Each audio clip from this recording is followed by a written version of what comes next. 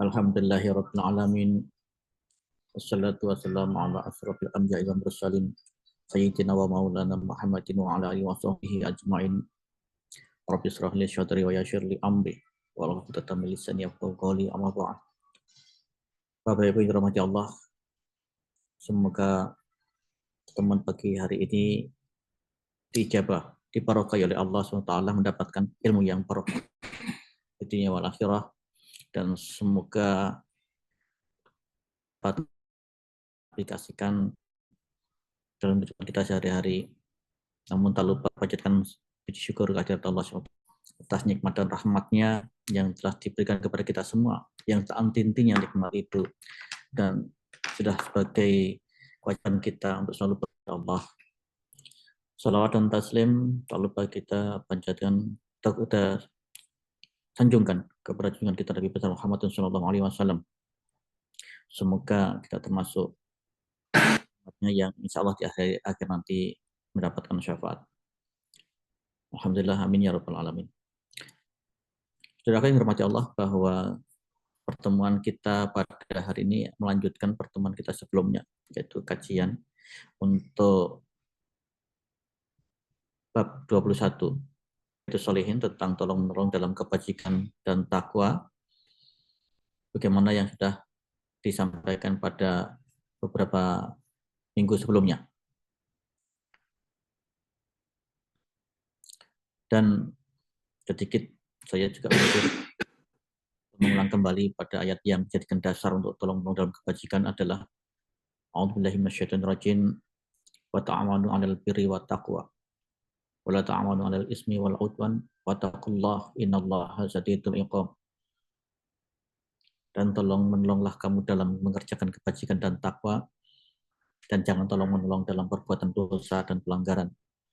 Dan bertakwalah kamu kepada Allah, sesungguhnya Allah amat berat siksanya. Hormati Allah, tolong-menolong bukan suatu hal yang sempit. Itu suatu kalimat yang sangat luas artinya. Sebelum subjek di belakangnya itu disematkan, tolong-menolong dalam hal transportasi, tolong-menolong dalam hal memberikan makanan, tolong-menolong hal dalam hal dan sebagainya. Banyak sekali. Dalam ayat tadi disebutkan tolong-menolong hal kebajikan dan takwa, artinya itu terbuka luas untuk mengekspresikan kebajikan dan takwa tadi. Oleh karenanya kita tidak terbatas bahwa tolong-menolong hanya diartikan sempit, tetapi insya Allah tolong-menolong itu bisa diekspresi dalam kehidupan kita sehari-hari.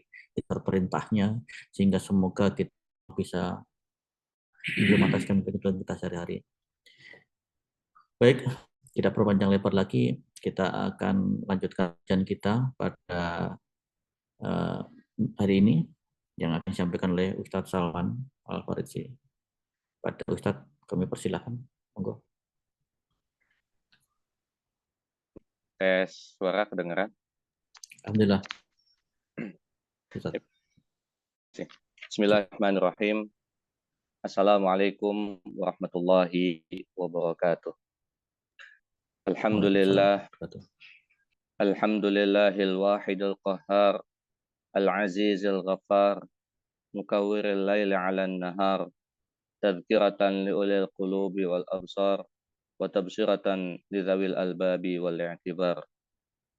Alladzi ayqadha min khalqihi man istafahu fazahadahum fi hadhihi ad-dar wa syaghalahum bi muraqabatihi wa idamatil afkar wa mulazamatil itti'adhi wal liddik wa atihi wa ta'ahhubi lidaril qarar wal hadari mimma yusqitu wa yujibu tawar la dzalik ma'a taghayuril ahwali wal atwar. Ahmaduhu ablagha hamdin wa azkah wa ashmalahu wa anma. Wa asyhadu an la ilaha illallahul barrul karim ar-raufur rahim. Wa asyhadu anna sayyidana Muhammadan abduhu wa rasuluh wa habibuhu wa khaliluh, al-hadi ila siratim mustaqim wad da'i ila dinin qawim. Salawatullahi wa salamuhu alaihi wa ala sairin nabiyyin wa ali kullin wa sairis salihin. بعد فقد قال الله تعالى في كتابه العزيز يرفع الله الذين آمنوا منكم والذين أوتوا العلم درجات وقال النبي صلى الله عليه وسلم ومن سلك طريقا يلتمس فيه علما سهل الله له به طريقا إلى الجنة صدق الله العظيم وصدق رسوله النبي الحبيب الكريم ونحن على ذلك من الشاهدين. Ma'asyiral muslimin wal muslimat, sahabat sehat, Kementerian Kesehatan Republik Indonesia yang dimuliakan Allah Subhanahu wa taala. Alhamdulillah wa syukurillah, dengan izin Allah kita kembali mengkaji satu kajian tentang hadis kitab Riyadhus Shalihin karya Al-Imam An-Nawawi, yang pada kesempatan pertemuan kali ini kita sudah menyelesaikan bab 20 dan memasuki bab 21, yaitu tentang saling tolong-menolong dalam kebajikan dan ketakwaan. Sahabat sehat yang dimuliakan Allah Subhanahu wa taala, di dalam bab 21 ini akan dikaji 2 ayat plus 4 hadis yang insya Allah nanti kita akan bagi. Pertemuan kali ini kita akan mengkaji dalil dari 2 ayat tersebut, dan pertemuan yang selanjutnya yang akan datang kita akan kaji hadisnya. Kita mulai dari ayat yang ditulis oleh Al-Imam Nawawi dalam bab 21. Bismillahirrahmanirrahim. Qala al-imam al-mu'allif rahimahullah ta'ala wa adama an-naf'a bihi wa bi'ulumihi fid dharini amin. Qala Allah ta'ala, Allah Subhanahu wa ta'ala berfirman, wa ta'awanu 'alal birri wat taqwa. Dan saling tolong-menolonglah kalian dalam mengerjakan kebaikan dan ketakwaan. Dan ayat yang kedua, firman Allah Subhanahu wa ta'ala, wa qala ta'ala wal 'asr innal insana lafi khusr illa alladziina aamanu wa 'amilus shalihat wa tawasaw bil haqq wa tawasaw bis sabr. Demi masa sesungguhnya manusia itu benar-benar dalam kerugian, kecuali orang-orang yang beriman dan mengerjakan amal soleh, saling nasihat-menasihati dalam mentaati kebenaran, dan saling nasihat-menasihati dalam menatapi kesabaran. Surat Al-Asr 1-3. Sahabat sehat yang dimuliakan Allah Subhanahu wa ta'ala, ketika Allah Subhanahu wa ta'ala menyampaikan firman-Nya yang berbunyi wa ta'awanu. Wa ta'awanu artinya saling tolong menolong. Artinya bekerja sama. Bukannya saya tolong Anda, Anda tidak tolong saya, tidak. Tetapi saya tolong Anda dan Anda juga tolong saya. Ada ketersalingan antara satu sama lain. Ada kerjasama satu sama lain. Dalam bentuk apa kerjasamanya? Dalam hal mengerjakan kebajikan dan dalam hal ketakwaan. Contohnya apa? Misalkan ada salah satu proyek kebaikan yang dijalankan oleh seseorang atau dilaksanakan oleh satu lembaga. Tentunya proyek kebaikan ini akan menghasilkan, memberikan pahala bagi orang yang menjalankannya. Apakah pahala tersebut bisa mengalir pada orang lain? Tentu bisa. Kepada siapa? Orang yang membantu proyek-proyek kebaikan tersebut. Pahalanya akan didapat oleh orang yang membantu proyek tersebut. Karena apa? Karena ketika Allah Subhanahu wa ta'ala berfirman wa ta'awanu, saling tolong-menolonglah atau saling kerjasamalah kalian dalam kebaikan. Ketika kita membantu orang dalam hal kebaikan tersebut, itu sudah termasuk dalam kerjasama dalam mengerjakan kebajikan. Banyak sekali bentuk atau contoh dalam hal bekerja sama atau saling tolong-menolong proyek-proyek kebaikan. Ya. Banyak, bisa kita ambil contoh misalkan yang kami saat ini kerjakan ada yang namanya program kelas Al-Quran. Kelas Quran untuk anak-anak didik, murid-murid, ada untuk yang remaja, ada untuk dewasa, untuk ibu-ibu, bapak-bapak, baik kelas tahsin Quran ataupun kelas mujawad yang dengan lagu-lagu. Ketika kita menjalankan program, ada yang ingin mendapatkan pahala yang sama, kita bantu. Jadi ketika ada proyek-proyek kebaikan yang digulirkan dan di situ ada membantu, saling tolong-menolong, maka orang yang menjalankan proyek kebaikan dan orang yang membantu itu mendapatkan pahala yang sama di sisi Allah Subhanahu wa Ta'ala. Nanti kita akan pahami di dalam kita membahas hadisnya. Ini kita mulai dengan firman Allah, ayatnya terkait dengan perintah untuk saling tolong-menolong dalam kebajikan dan ketakwaan.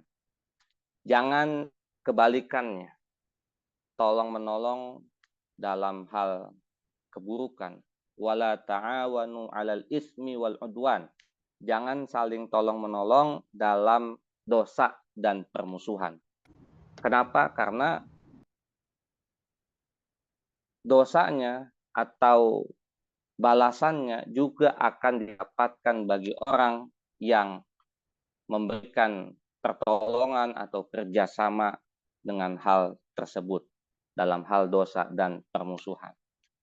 Nah, karena temanya adalah untuk kebaikan, untuk kebajikan, untuk ketakwaan, yang disitir oleh Al-Imam Nawawi adalah ayat tentang ta'awun, kerjasama dalam kebajikan dan ketakwaan.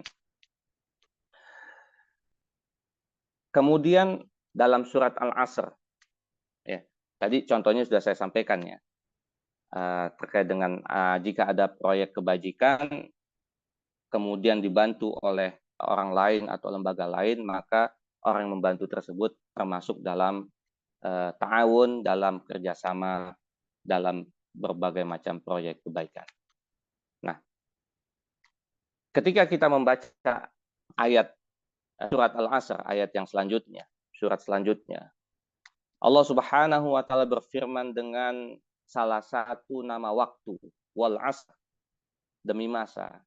Al-Asr sendiri aslinya adalah asr itu artinya sore, atau bisa dari susunan kata asr itu adalah saripati. Ya, kalau kita di negara Arab tuh ada yang namanya asir. Asir itu artinya jus.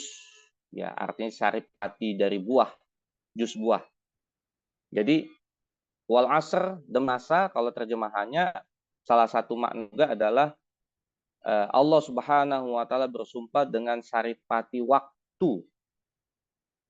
Artinya Allah mengingatkan kepada hambanya, kepada manusia, bagaimana bisa memanfaatkan waktu dengan semaksimal, seoptimal mungkin. Mengapa? Allah menyatakan bahwa manusia itu berada dalam kerugian yang nyata. Innal insana lafi khusr.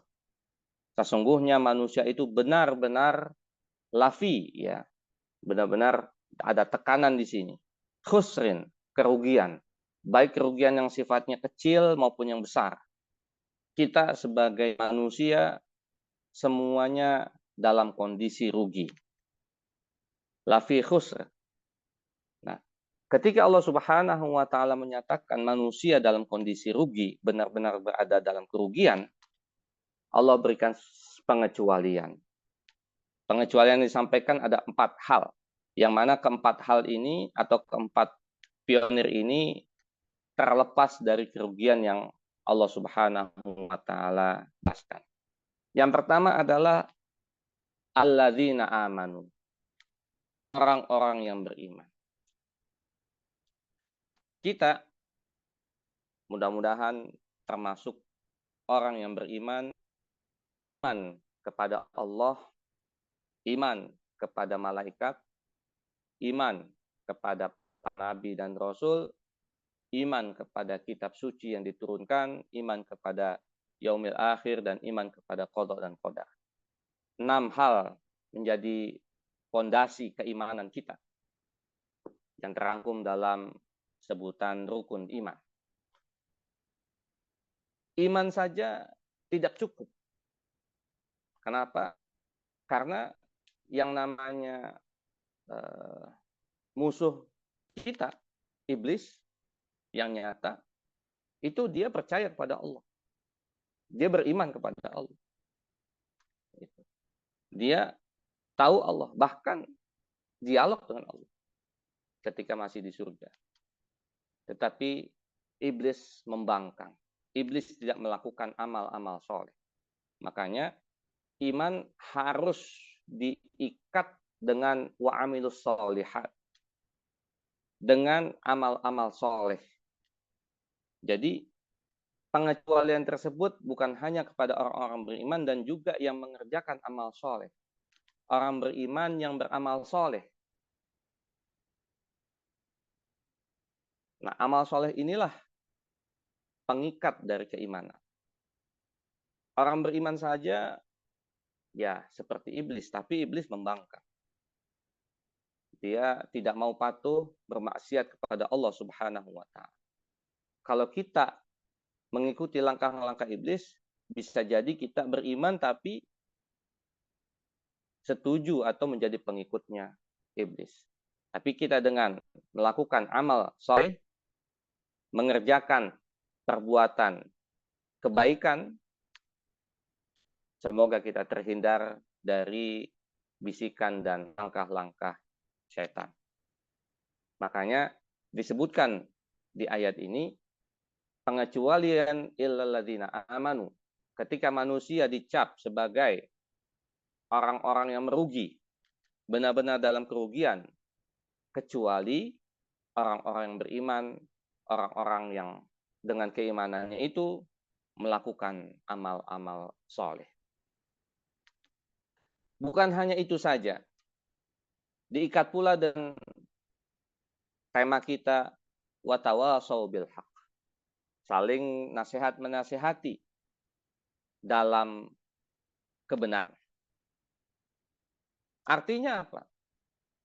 Disebutkan bil haq, dengan kebenaran itu artinya bil imani wat tauhid, dengan keimanan dan tauhid. Kita menasihati orang lain menasihati kita. Itu yang disebut dengan ketersalingan, saling nasihat menasihati. Temanya apa? Temanya al-haq. Temanya tentang kebenaran. Apa itu kebenaran? Al-haq yaitu tentang keimanan, tentang tauhid, tentang hal-hal yang dikerjakan atau amal-amal yang disyariatkan oleh Allah Subhanahu wa taala. Ada saudara kita, teman saudara seiman kita, melakukan perbuatan yang Allah Subhanahu wa taala larang, maka kita nasihati bil haq, dengan keimanan, karena dia saudara seiman kita nasihati. Jangan melakukan hal yang demikian. Itu yang disebut dengan nasihat kebenaran. Dalam rangka menjaga akidah, menjaga tauhid, menjaga keimanan kita kepada Allah Subhanahu wa taala, kita sampaikan kepada orang lain. Begitu pula ketika kita mungkin qadarullah tergelincir ya kepada hal-hal yang dilarang oleh Allah Subhanahu wa taala, atau tersilap lisan lidah kita, ada orang yang menasihati kita. Itu namanya tawasau bil haq, menasihati dalam kebenaran. Untuk kita taat pada kebenaran. Untuk kita berada dalam siratul mustaqim, jalan yang lurus, tetap berada pada dinul Islam. Jadi buka di sini kerjasama dalam nasihat. Saling nasihat merupakan bentuk kerjasama dalam kebaikan, dalam ketakwaan. Bukan itu saja, saling nasihat menasihati dalam kebenaran, juga saling nasihat menasihati dalam kesabaran. Artinya apa? Ketika kita memberikan nasihat kepada orang lain, bisa jadi nasihat kita diterima. Juga bisa jadi nasihat kita tidak diterima. Kita yang memberikan nasihat harus sabar. Ya. Bisa jadi orang yang diberikan nasihat belum siap untuk menjalankan apa yang kita sampaikan. Makanya kita perlu sabar dalam memberikan nasihat. Begitu pula orang lain yang memberikan nasihat kepada kita, kitanya juga harus sabar, orang lain yang memberikan nasihat juga harus sabar. Ketika kita tergelincir, alhamdulillah ada yang memberitahu kita, kita harus sabar menerima nasihat tersebut. Rasulullah Shallallahu Alaihi Wasallam pernah dinasihati Allah langsung, ditegur Allah langsung. Dalam firman surat Abasa wa tawalla. Ya. Jadi ada satu kisah di zaman Rasulullah Shallallahu Alaihi Wasallam ketika baginda lagi sibuk-sibuknya berdakwah kepada para punggawa, kepada para senior, pada tokoh kafir Quraisy. Lalu ada seorang yang buta matanya, ingin belajar agama, ingin menjalankan Islam. Orang ini bernama Abdullah bin Ummi Maktum. Dia datang kepada baginda Rasulullah SAW ingin diajarkan Islam. Rasulullah SAW abasa wa tawalla. Dia Muhammad berwajah masam dan berpaling. Artinya tidak mengindahkan permintaan Abdullah bin Ummi Maktum tersebut. Anja'ahul ma' karena sang buta telah datang kepadanya. Abdullah bin Ummi Maktum. Wa ma yudrika la'allahu yazakka. Tahukah engkau Muhammad, barangkali dia ingin menyucikan dirinya dari dosa. Au yadzakaru fatanfa'ahu dzikra, atau dia ingin mendapatkan pengajaran yang memberi manfaat. Rasulullah Shallallahu Alaihi Wasallam dinasihati oleh Allah Subhanahu Wa Taala dan Rasul terima. Tidak mentang-mentang Rasul lalu ada yang nasihati, Rasul tidak menerima. Baik itu nasihat berupa wahyu dari Allah maupun Rasulullah Shallallahu Alaihi Wasallam ketika dalam musyawarah pernah ditanya dengan adab oleh para sahabat ketika peristiwa Badar. Ketika Rasulullah menyampaikan pendapatnya, sebaiknya kita di sini. Lalu ada sahabat yang menyatakan, wahai Rasulullah, apakah ini wahyu diturunkan kepada engkau atau ini adalah siasat perang? Rasul menjawab, ini adalah siasat perang. Kemudian sahabat dengan penuh adab menyampaikan, kalau jika siasat perang, alangkah lebih baiknya posisinya tidak yang oleh baginda Rasulullah, tapi di posisi yang lain yang dekat dengan mata air. Akhirnya disepakati, Rasulullah SAW menerima usulan para sahabat yang lain. Beginilah letak akhlak, ya, akhlak dari umat Islam, dari pemimpinnya, dari prajuritnya, dari rakyatnya, dari anggota majelis taklimnya. Ketika sudah terbentuk satu komunitas yang baik, ketika ada satu yang memberikan nasihat, nasihat itu diterima dengan penuh kesabaran. Orang yang memberikan nasihat memberikannya dengan penuh kesabaran. Orang yang menerima nasihatnya pun menerima dengan kesabaran. Karena dalam urusan nasihat menasihati ini ada ketersalingan, ada kerjasama, ada ta'awun, saling tolong menolongnya. Inilah letak kita ketika Allah Subhanahu wa Ta'ala dan Rasul-Nya mengajarkan kepada kita untuk bisa saling nasihat menasihati, baik dalam hal kebenaran maupun dalam hal kesabaran, kita bisa jalani dengan sebaik-baik. Sahabat sehat yang dimuliakan Allah Subhanahu wa Ta'ala.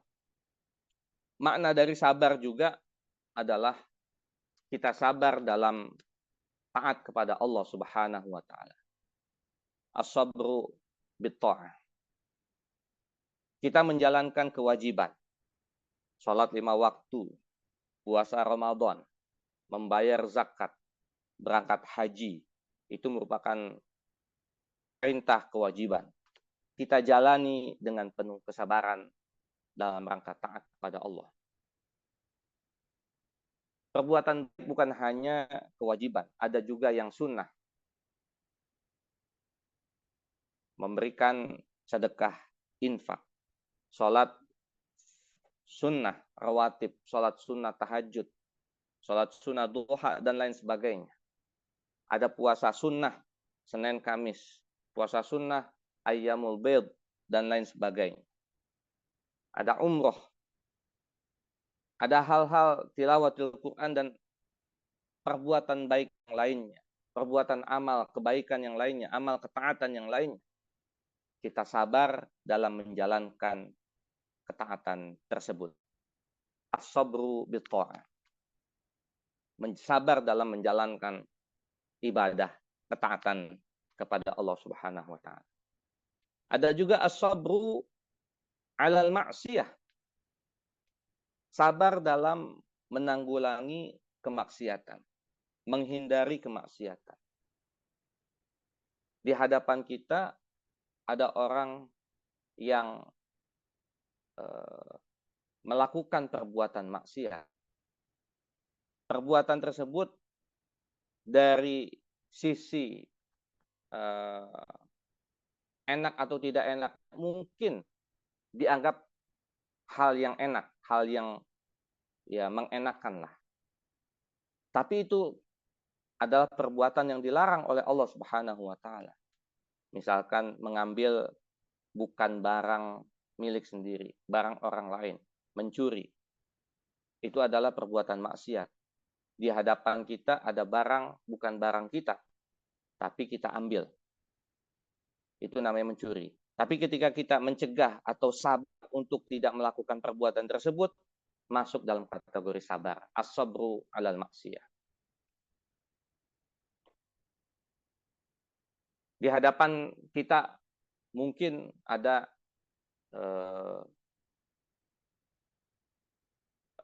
perempuan atau laki-laki yang cantik, yang ganteng. Kita suka. Tapi dengan kesabaran, Allah Subhanahu wa Ta'ala melarang untuk melakukan berdua-duaan. Kita sabar, itu adalah as-sabru 'alal maksiyah. Sabar dalam menghindari kemaksiatan. As-sabru bit-tha'ah, as-sabru 'alal maksiyah. Jadi ketika kita melakukan perbuatan baik, itu juga memerlukan kesabaran. Ketika kita menghindari dari perbuatan buruk, itu juga perlu kesabaran. Menasehati untuk melakukan perbuatan baik, itu juga perlu kesabaran. Menasehati untuk menghindari atau mencegah perbuatan buruk, perbuatan maksiat, itu pun butuh kesabaran. Makanya di sini ketika disampaikan watawasau bil haqqi watawasau bis sabr, saling nasihat menasihati dalam kebenaran, saling nasihat menasihati dalam kesabaran, ini merupakan bentuk komunitas kita kaum mukminin yang saling menerima satu sama lain. Kita menyampaikan nasihat kepada orang lain menyampaikan kepada kita, kita terima dengan sebaik-baiknya. Memberikan nasihat perlu kesabaran. Menerima nasihat pun juga perlu kesabaran. Kita sebagai orang yang memberikan nasihat, kadang kita ingin merubahnya. Ingin sesuatu terjadi perubahan dengan segera. Padahal yang namanya peristiwa itu butuh proses untuk berubah. Kita saja mungkin, yang dulunya mungkin jahiliyah dengan berbagai macam proses, Allah Subhanahu wa taala memberikan taufik dan hidayah kepada kita. Dengan sabar kita jalani. Ada orang yang biasa melakukan perbuatan maksiat, nauzubillah min zalik. Tiba-tiba Allah Subhanahu wa taala berikan taufik dan hidayahnya. Kemudian dia tersadar, dia taubat, melakukan perbuatan-perbuatan kebaikan, hijrah dari masa lampaunya, masa jahiliyahnya, itu dilakukan dengan penuh kesabaran. Ketika kita memberikan nasihat juga dengan sabar, menerima nasihat pun juga dengan sabar. Kadangkala kita bisanya memberi nasihat, tapi menerima nasihat kadang kita nggak sabar. Seakan-akan merasa orang lain itu lebih tahu, lebih pintar daripada kita. Bisa jadi mereka jauh lebih memahami ketimbang kita. Makanya perlu di sini adalah kita saling berterima, saling kerjasama dalam hal nasihat menasihati. Sahabat sehat yang dimuliakan Allah Subhanahu wa taala, ayat ini ya memberikan kita pelajaran tentang bab kerjasama dalam melakukan aktivitas kebaikan dan ketakwaan dalam rangka kita mendekatkan diri kepada Allah Subhanahu wa taala. Ingat bahwa yang namanya kebaikan itu kita perlu kerjasama. Jangan kita egois untuk melakukannya sendiri, tapi kita perlu kerjasama.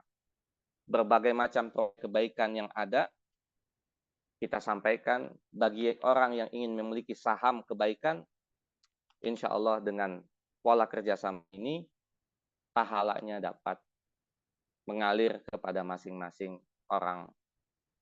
Begitu pula diingatkan bahwa kita sebagai manusia semuanya berada dalam kerugian kecuali yang disebutkan oleh Allah 4 orang.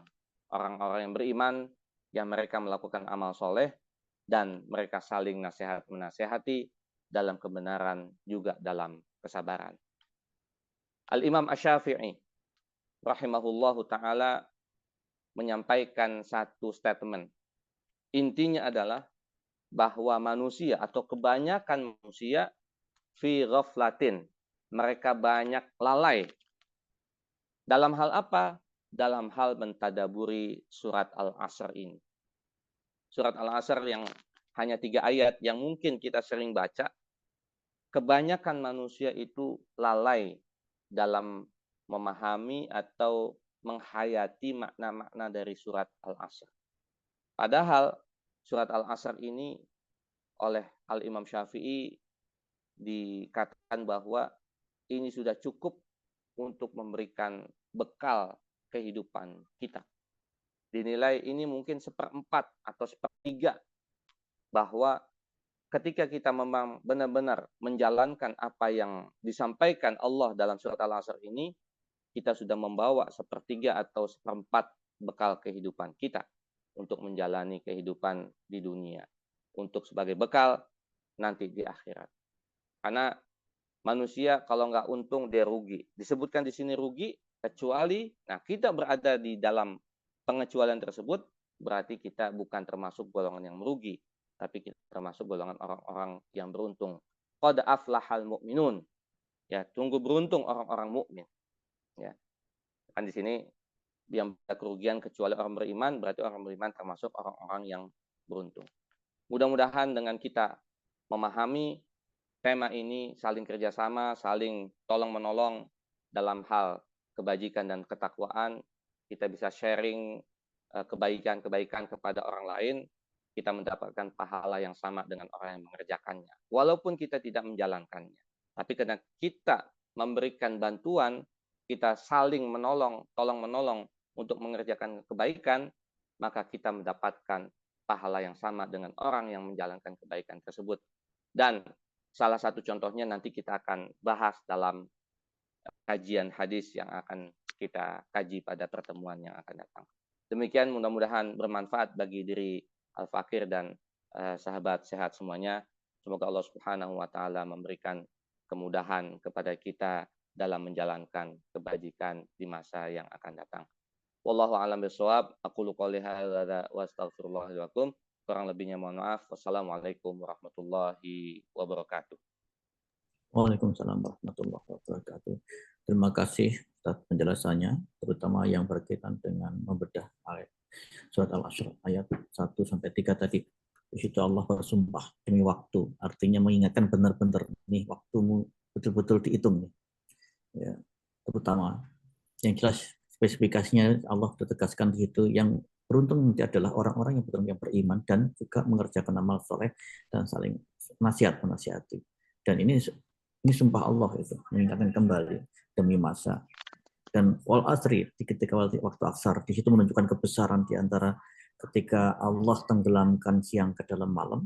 Di situ ketunjuk bahwa Allah itu sangat berkuasa. Tidak ada hal yang lain yang bisa dilakukan oleh makhluk Allah. Kecuali Allah sendiri yang menyembunyikan siang ke dalam malam. Tulijul laila bin nahari wa tulijul nahara fil lail.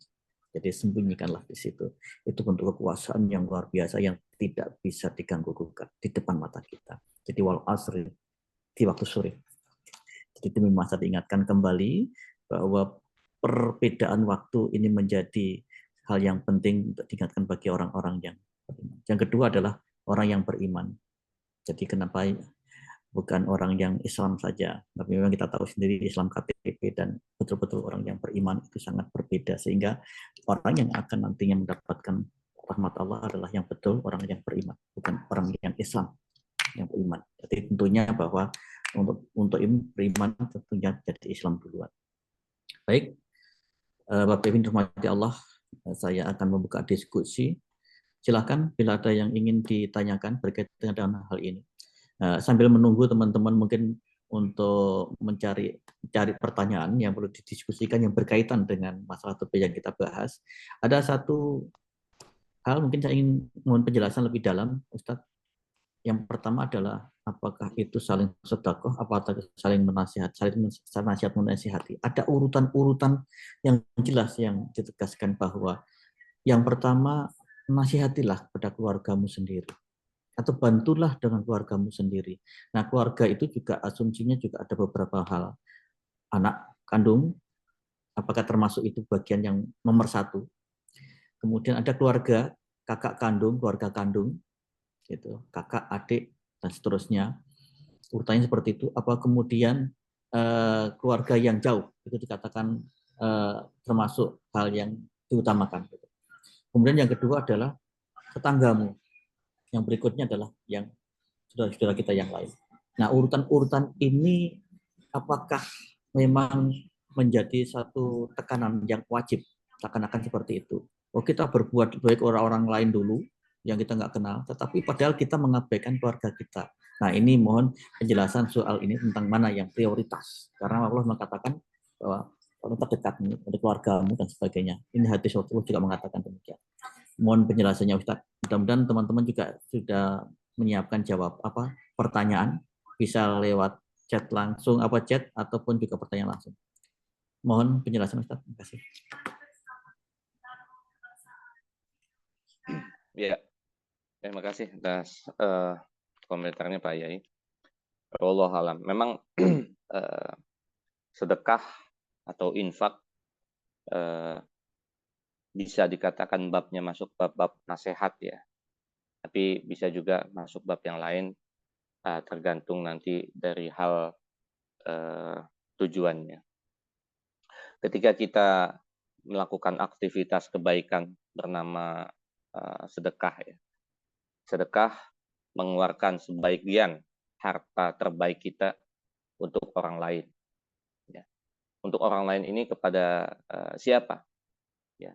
Bisa kepada keluarga kita, keluarga dekat, keluarga jauh, bisa kepada tetangga kita, tetangga dekat, tetangga jauh, juga bisa kepada saudara-saudari kita yang seiman, gitu ya, yang lebih ditekankan, yang seiman terlebih dahulu. Sehingga yang disebutkan tadi baik oleh Pak Yai, oleh Al-Fakir, ini termasuk dalam hal-hal yang sedekah yang ditekankan. Apakah urutannya seperti itu? Jadi saya tidak ingin mengamprokkan dalam artian misalkan ketika dijawab urutannya seperti itu berarti dipahami yang lainnya nggak perlu gitu karena merasa sudah menjalankan kewajibannya. Nah, saya khawatir dipahami demikian sehingga ketika kita melakukan aktivitas kebaikan berupa sedekah, maka pertama kita harus niatkan ini lillahi ta'ala. Yang kedua adalah sesuai dengan kadar kemampuan kita dan ini merupakan harta terbaik kita. Di dalam aktivitas kebaikan berupa sedekah atau muamalah kita dengan harta bukan hanya sedekah. Di sana ada, sedekah ini kan sifat nama yang lebih umum ya. Ada yang sifatnya infak, ada yang zakat, ada yang wakaf, atau hal-hal yang lainnya. Gitu. Artinya ketika kita memiliki kemampuan, kita bisa menjalankan kepada seluruh item-item, objek-objek yang bisa kita bantu. Kalau misalkan tidak memungkinkan, ya tentunya yang terdekat terlebih dahulu yang bisa kita berikan. Tanpa kita meyakini bahwa yang jauh tidak prioritas. Khawatir seperti itu. Ya. Padahal yang jauh pun perlu bantuan.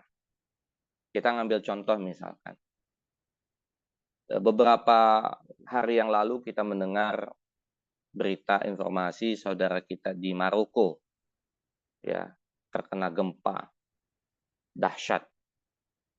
Dan itu gempa terdahsyat. 100 tahun yang lalu belum ada gempa sedahsyat seperti ini. Sehingga mereka tidak siap. Banyak korban jiwa. Kita ini Maroko ini berada di ujung paling barat ya kalau kita lihat peta ujung paling barat dan kita ujung paling timur. Apakah kita tidak membantu mereka karena merasa ini adalah jauh gitu? Tidak, tetap kewajiban ada pada pundak kita. Pertama, mereka saudara kita seiman, seagama, seakidah. Ya. Saudara-saudara kita yang ada di belahan Maghribah di Maroko sana, kita bantu mereka. Karena mereka saudara seiman kita. Walaupun jarak jauh, tapi sekarang ini sudah banyak ya, kita nelpon aja atau komunikasi saja sudah bisa. Nah, begitupun bantuan-bantuan mungkin bisa juga dengan kita mempercayai lembaga-lembaga charity kemanusiaan yang bisa memberikan bantuan langsung kepada mereka. Biasanya lembaga-lembaga itu punya kerjasama antara lembaga yang lain yang bisa memberikan bantuan. Nah, ini sebagai salah satu contoh ta'awun 'alal birri wat taqwa. Artinya apa? Tanpa kita menelantarkan yang terdekat, kita juga memikirkan yang jauh, gitu. Jangan sampai kita memikirkan yang dekat, yang jauh dilupakan. Atau kebalikannya, kita memikirkan yang jauh, yang dekat dilupakan. Tidak, tapi kita berikan semuanya. Kalau terbatas harta terbaik kita, ya tentunya yang terdekat dulu yang diprioritaskan. Tapi jangan sampai diyakini bahwa yang jauh pun tidak prioritas. Sehingga kita menganggap semuanya menjadi prioritas, tinggal kita membagi proyek-proyek kebaikan ini bukan hanya diri kita, juga kepada saudara-saudara kita. Tadi disebutkan ada anak, ada kakak, dan lain sebagainya. Ya tentunya ketika mereka butuh, ya kita berikan. Tapi ketika mereka juga memiliki harta yang berlebih, kita ajak dalam proyek-proyek kebaikan. Sehingga harta kita itu menjadi bersih dan juga harta kita itu menjadi berkah. Ya. Ketika kita, ya ini kan misalkan judulnya terkait dengan sedekah atau infak, membersihkan harta kita yang kita tidak tahu apakah didapat dengan hal-hal yang tidak dihalalkan oleh Allah. Bagaimana cara membersihkannya? Yaitu dengan cara kita menyumbangkan sebagian harta terbaik kita. Mudah-mudahan dengan hal itu harta kita bisa bersih. Dan bagaimana bisa berkah? Ya, bisa berkah artinya bisa tumbuh dengan kita menyedekahkan. Karena dengan sedekah itu membuat harta kita tumbuh. Bukan hanya tumbuh dari hartanya, dari pahalanya juga bisa berkembang, bisa bertambah banyak. Wallahu a'lam bishawab. Mungkin itu komentar saya yang tadi disampaikan oleh Pak Yai. Demikian. Baik, alhamdulillah. Matur suwun Ustaz penjelasannya. Artinya bahwa dimanapun tetap harus kita utamakan, mungkin lihat urgensinya ya, tapi utamanya memang prioritas adalah keluarga terdekat. Kemudian dengan kedaruratan tadi juga dipertimbangkan, tidak memikirkan jaraknya, tetapi kedaruratan tingkat kepentingannya juga menjadi pertimbangan. Bapak yang dirahmati Allah, ada lagi pertanyaan dari Mas Adi. Assalamualaikum Ustadz. Saya pernah mendengar suatu riwayat bahwa suatu ketika Rasulullah SAW sholat berjamaah dengan para sahabat. Dan setelah sholat, Rasul berbalik badan pada jamaah dan mendapati para jin di belakang masing-masing jamaah menusuk di belakang masing-masing jamaah menusuk pantat setiap jamaah. Ada jin di belakang masing-masing jamaah dan menusuk pantat setiap jamaah untuk segera berdiri meninggalkan tempat sholatnya, tetapi para jin tersebut menyerah karena kuatnya zikir yang dilakukan oleh para sahabat. Lalu Rasulullah SAW meneteskan air mata. Lalu salah seorang sahabat bertanya kepada Rasul, bukan karena kalian setelah salat duduk sejenak untuk berzikir, tetapi yang membuat saya sedih amatlah adalah umatku di akhir zaman yang setelah salat langsung berdiri. Amalan atau nasihat apa yang bisa kita sampaikan kepada jamaah agar selalu berzikir setelah salat? Artinya ini satu riwayat yang ditasbihkan untuk jadikan contoh bahwa setelah sholat ada hal yang baik dalam zikir. Tidak langsung assalamualaikum terus pergi. Mohon Lantas jalan. penjelasan. Iya, iya bukan assalamualaikum lantas jalan ya. Ya, Bapak Ibu sekalian, yang patut untuk kita perhatikan adalah wama alaika illal balagh. Yang wajib disampaikan, yang wajib adalah disampaikannya nasihat. Jadi menyampaikan nasihat itu yang utama. Jikalau yang menerima nasihat menjalankannya, alhamdulillah. Kadangkala yang menerima nasihat perlu waktu, ya, perlu waktu untuk menjalankan nasihat tersebut. Gitu. Atau bisa jadi ketika diberikan nasihat, yang menerima nasihatnya merasa risih, artinya menolak. Bukan menjadi kewajiban kita untuk merubah orang tersebut, karena kewajiban kita sudah selesai, yaitu dengan memberikan nasihat. Di sini letak tadi kesabaran dalam memberikan nasihat. Jadi Rasulullah SAW bukan tidak bisa mengajak pamannya Abu Thalib, sudah diajak untuk masuk Islam, tapi pamannya nggak mau. Bagaimana Rasulullah nggak sedih? Nah, tapi kewajiban Rasulullah hanya menyampaikan. Sama begitu juga kepada kita. Tugas kita hanya menyampaikan, ya, bukan hasil yang dituntut, tapi prosesnya. Rasulullah menyampaikan, itu sudah selesai. Hasil serahkan kepada Allah. Gitu. Kita sebagai umatnya juga menjalankan hal yang sama. Bagaimana kita menasehati orang yang sholat habis sholat jangan langsung bangkit, tapi zikir dulu. Kalau saya melihatnya, alhamdulillah udah sholat gitu ya. Artinya sudah sholat berjamaah di masjid, ini sebuah prestasi. Karena berapa banyak orang yang sholatnya tidak di masjid. Gitu. Tapi jangan kita langsung menyalahkan, karena kalau kita juga karena kita tidak tahu itu ya, ada orang yang habis sholat, assalamualaikum, assalamualaikum, langsung balik kanan, balik arah, langsung berdiri. Bisa jadi karena ketidaktahuan kita, dia sedang terburu-buru ingin melaksanakan aktivitas lainnya yang kita tidak tahu. Dengan dia melaksanakan ibadah sholat, dia telah menggugurkan kewajibannya, kemudian beralih kepada kewajiban yang lain yang kita tidak tahu. Ada juga yang tadi setelah zikir, tapi ada orang yang lihat misalkan, kok habis sholat, habis zikir, dia nggak sholat sunnah ba'diyah gitu. Tiba-tiba langsung balik kanan pulang. Gitu. Padahal dia melaksanakan sholat sunnah ba'diyahnya bukan di masjid, tapi di tempat kerjanya atau di rumahnya atau di tempat yang lain. Ya, kita nggak tahu. Oleh karenanya, ketika kita misalkan menyampaikan nasihat untuk berzikir, ba'da sholat, setiap habis sholat, kewajiban kita menyampaikan nasihat sudah gugur. Orang lain ingin menjalankan atau tidak,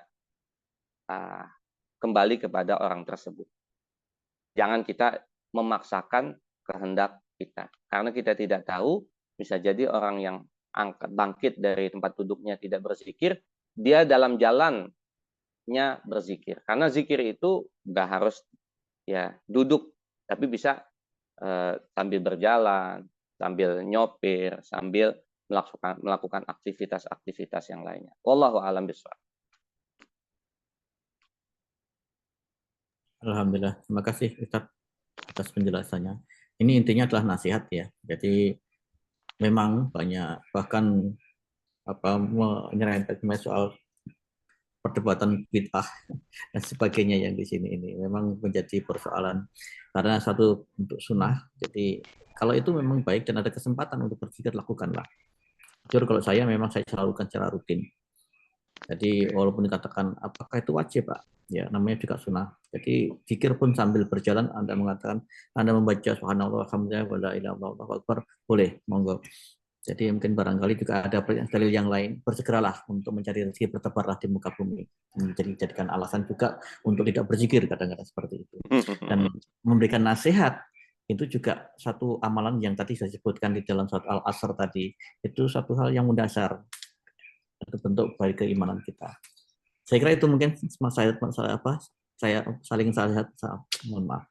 Kok betul saling nasihat menasihati menjadi bentuk amalan yang luar biasa, termasuk kajian ini adalah saling mengingatkan, tazkir. Jadi kita bisa mendalami kembali dan insya Allah apa yang kita dapatkan pada hari ini, kajian hari ini bisa kita manfaatkan untuk saling menasihati dan saudara-saudara kita. Jangan memperuncing perbedaan, tetapi cari pandangan yang sama. Mudah-mudahan kita bisa berjalan bersama untuk menyatukan langkah kita istiqomah untuk mendapatkan ridho Allah. Saya kira demikian kajian pagi hari ini, tidak saya perpanjang lagi untuk pertanyaan Bapak Ibu yang saya hormati, yang dirahmati Allah. Kita akan tutup dengan doa. Mohon berkenan Ustaz Salman memimpin doa. Monggo Ustaz. Al-Fatihah. A'udzu billahi minasyaitonir rajim. Bismillahirrahmanirrahim. Alhamdulillahi rabbil alamin, arrahmanir rahim, maliki yaumiddin. Iyyaka na'budu wa iyyaka nasta'in. Ihdinas siratal mustaqim. Siratal ladzina an'amta 'alaihim ghairil maghdubi 'alaihim waladdallin. Amin. Astaghfirullahaladzim, astaghfirullahaladzim, astaghfirullahaladzim. Bismillahirrahmanirrahim. Alhamdulillahi rabbil alamin, hamdan yuwafi ni'amahu wa yukafi mazidah. Ya Rabbana lakal hamdu kama yanbaghi li jalali wajhika wa 'azimi sultanik.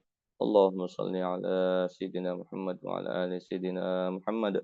Allahumma anfa'na bima 'allamtana wa 'allimna ma yanfa'una warzuqna 'uluman tanfa'una. Allahumma ilhimna 'ilman nafqahu bihi awamiraka wa nawahiyaka. warzuqna fahman na'lamu bihi kaifa nunajika ya arhamar rahimin. Allahumma arzuqna fahman nabiyyin wa hifdzal mursalin wa ilhaman malaikatil muqarrabin bi rahmatika ya arhamar rahimin. Allahumma a'inna bil ilmi wa zayyinna bil hilmi wa akrimna bit taqwa wa jammilna bil afiyah. Rabbana taqabbal minna innaka antas samiul alim wa tub alaina innaka antat tawwabur rahim. ربنا آتنا في الدنيا حسنة وفي الآخرة حسنة وقنا عذاب النار وصلى الله على نبينا محمد وعلى آله وصحبه وسلم والحمد لله رب العالمين.